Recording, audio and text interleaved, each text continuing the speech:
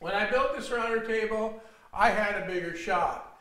And now that I've moved to this smaller one, I find that most of the time it's really in the way. And all I do with it mainly is put stuff on the top. I don't use the router table that much, but when I need it, it's very handy to have. What I'm going to do is I'm going to move this router table into my basement, where I'll be doing some work in there and using it for that. And in the workshop here, I'm going to be installing a new router lift and router in the extension wing on my table saw. There's a full article on my website covering the building of the router table, showing all the details, but one of the ones that are most important in here in the workshop is bit storage that I have in the ends of the unit. Since I'll be taking that router table out of here, I had to make new bit storage, and here it is right here. And there's a detailed website article on that as well. There'll be a link in the description. So this is where I want to put the router and lift, in this area on my table saw. And I'll be able to use the table saw's fence to work with it. And here is the new lift that's going to go in. I say new, but it's not actually new. It's about 2 years old. I made this when I made the plans that are on my website. To get this to fit in this small side table, I need to make one change, and that's to reduce the size of these mounting brackets. To do that, I'm going to remove the brackets and cut them down the side. I want to close in the back of the router here so that I can connect a small vacuum to it as dust collection. So I've already cut out the parts, a 1/2-inch plywood, one goes here, another goes here. It has a hole through it for the cord to come through. I've got a top part here that has a hole cut in that fits the standard thing that came with the vacuum, and I'm going to screw and seal that all the way around so that the hose will just plug right into that. And that goes on top, and then there'll be another piece to go on the front like this to close it up.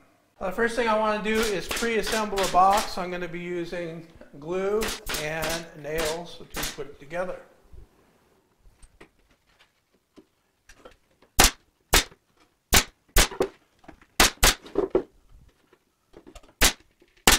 Now that I have the box assembled, it's just to snake the wire through that hole.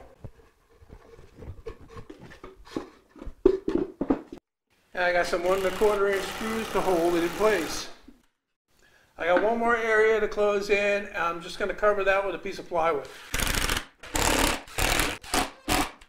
Now I figured out where the hole needs to be, and I'll drill that out with a 2 1/8 hole saw.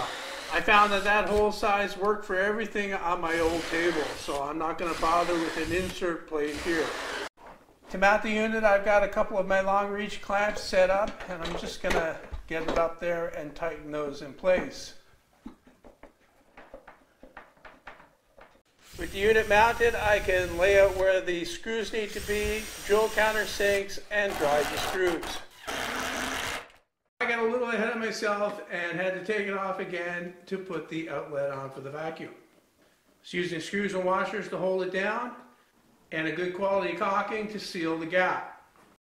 I figure while I have it off, I might as well wire it up. I've got a box here, electrical box, and I've got the wire from the router going in. I've also got a short extension cord that I'm going to cut off to use as the power cord and also as the outlet for the vacuum. I want to make sure the cord is not plugged in when you do this. Cut that. Then I'm going to strip back the insulation and wire it into the box. If you're brand new to wiring things, you might want to get a professional to do this part. So here I've got the wires coming into the box. Here's the outlet for the vacuum. Here's the feed to the router. Here's the power in. And what I want to do is tie all of the white wires together. These are the neutrals. Take those and twist them clockwise like this. Make sure they're good and tight. And take a wire nut, also known as a moret, and put it on there and tighten that on really well too. I also like to take some electrical tape and wrap it around here to make sure that that wire nut doesn't come off. My extension cord has ground wires, and whenever you've got them, you tie them together. And in my case, the router doesn't have a ground wire itself, it's double insulated. So what I'm going to do is I'm going to take these wires and screw them down to the box. Now that leaves me with the black wires, and those are the hot wires, and those are the ones that get switched. First one I have is the power in, and I'm going to twist that like so, and then I'm going to bend it like this, and I'm going to attach it to this terminal on the switch. The other two wires, the one that goes to the outlet for the vacuum and the one that goes to the router, get twisted together in the same way, bent around in a U shape, and go on the other terminal of the switch and get tightened. I also like to take some electrical tape and wrap around the switch as well. Now I can tuck the wires inside the box, put the switch in, and drive the screws that hold it in the box.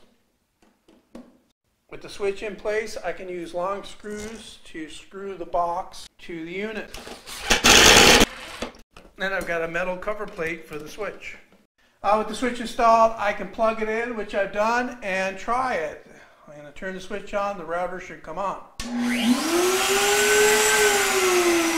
It works well. The outlet that goes to the vac is also switched with this switch, so that when I turn on the router, the vacuum will come on also.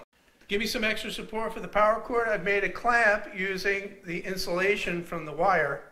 Just going to double it over and screw it on. Now, one problem with the thickness of this top is that when I spool the router up as high as it'll go, it's bottoming out against the bottom, and I can't get my wrench in here correctly to change the bit. So what I'm going to do is I'm going to take this small router and I'm going to route an area right underneath here so that the body of the router can come up higher.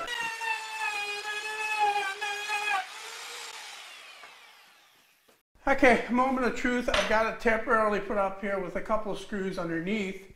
I haven't put the ones from the top yet. Just going to wind it up and see if it's better now. It's coming up smoothly. And that's it. Get my wrench in there. Perfect. Now here's the vacuum that I'm going to be using. It's a small unit that I got on a special for 30 bucks. It doesn't have a huge capacity, but I can empty it often. It's tucked in underneath here neatly and out of the way. It came with a hose. That's fairly long, but I've got a spool around here and that doesn't stick out either. I got my switch mounted where I did, facing down to prevent my knee bumping against it and turning it on. Just turn that on now and the router should come on along with the vacuum.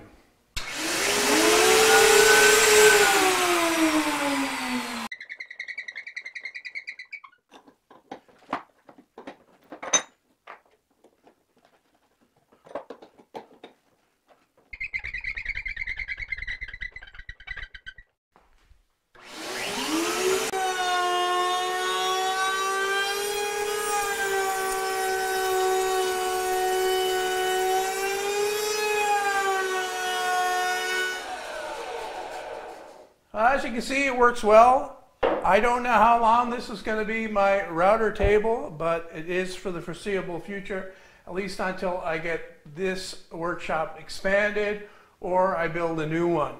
At that time, I'll bring that back into the picture.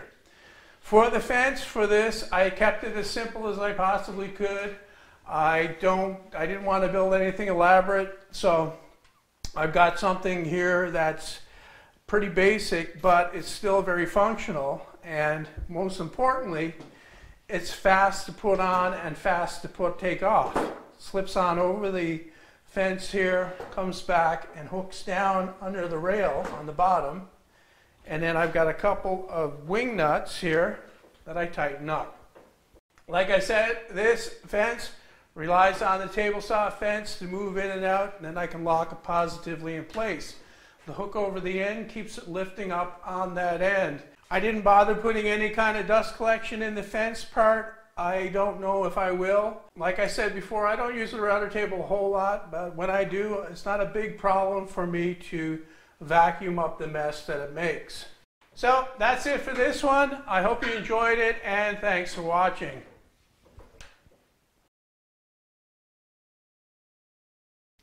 Now here's the, I gotta move back a bit, get more of me in the picture. You know, important for me to be in the picture. Me.